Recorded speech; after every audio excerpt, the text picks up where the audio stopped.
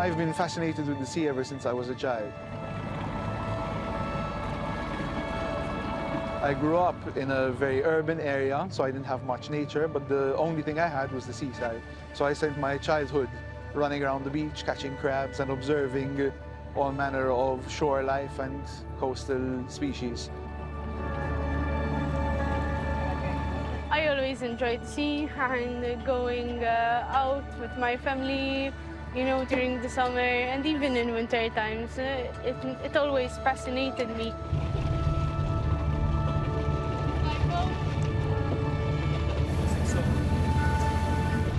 The fishing regulations governing our waters might be crafted in distant offices, but the knowledge they rely on starts here, out at sea, with scientific observers. These men and women are the backbone of the EU fisheries data collection. But who are these scientists? How do they work? And how do they contribute to preserving our marine ecosystem? It's early morning in Malta, the small EU member state nestled in the Mediterranean Sea. On board this traditional fishing boat are three special guests: Kelly, Luca, and Frank, all working for Aquatic Resources Malta, or ARM. This research unit of the Maltese Public Department of Fisheries and Aquaculture has a crucial mission: provide policymakers with accurate data on the health of the ocean. I work with a fantastic team of biologists and field observers, and together we undertake all of the data collection pertaining to the EU obligations. Today we're on an onboard observation, which is one of our routine observation efforts, where we get the opportunity to go out on board with fishermen and take measurements of what they catch, both fish that they intend to land and bycatch and discards. It's the best part of the job because you basically get to see and work with the fishers themselves, and you get to see the full fishing industry. As the crew hauls in their catches, the scientists observe, analyze, and record basic biological data. This information is very valuable to policymakers and decision makers because we can quantify how much it costs from an ecological standpoint to catch commercially important species. Because for every commercial species you catch, you end up also catching species that are unrelated and that would otherwise not have been targeted by fisheries. This data, compiled at EU level under a multi-annual fisheries data collection, will not just guide the work of policymakers on fish stocks and resources. It will also serve as a basis to reinforce the socioeconomic pillar of the fishing sector, according to this minister. I really believe in the need of balancing the environmental, the social, and the economic pillars when it comes to projecting policies for the sector. Though the fishing sector accounts for just 1% of Malta's GDP and employs around 1,000 fishers, this former academic turned politician says that fishing is deeply linked to the nation's identity and that science can play a crucial role in preserving this cultural heritage. I believe that science informs our decision-making, so you need data to be able to predict the future. There has been quite a good representative amount of scientists boarding different vessels, both trawlers and also travel netters and longliners, which makes data collection quite representative. Onboard observations are just one method scientists use to study the fishing industry. At 4 o'clock in the morning, the bell rings, signaling the start of the Maltese fish auction.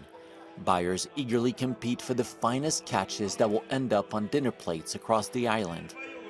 However, Frank is here for a different reason.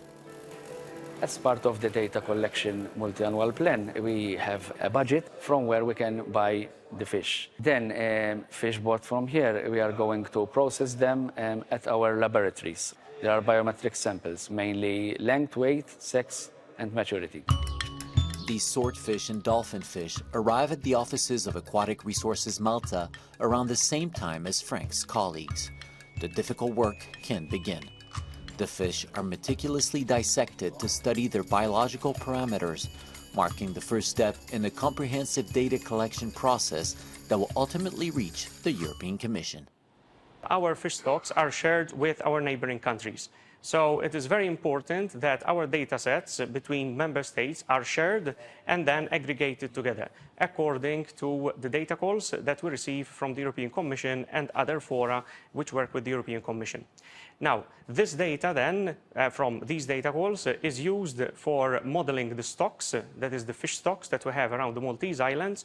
These are then aggregated at the regional level, and then we can determine the management measures at the policy level from the collected data sets.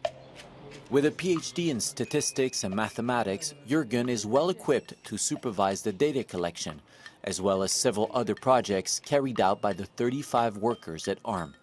However, his interest in fishing is also driven by personal motivation.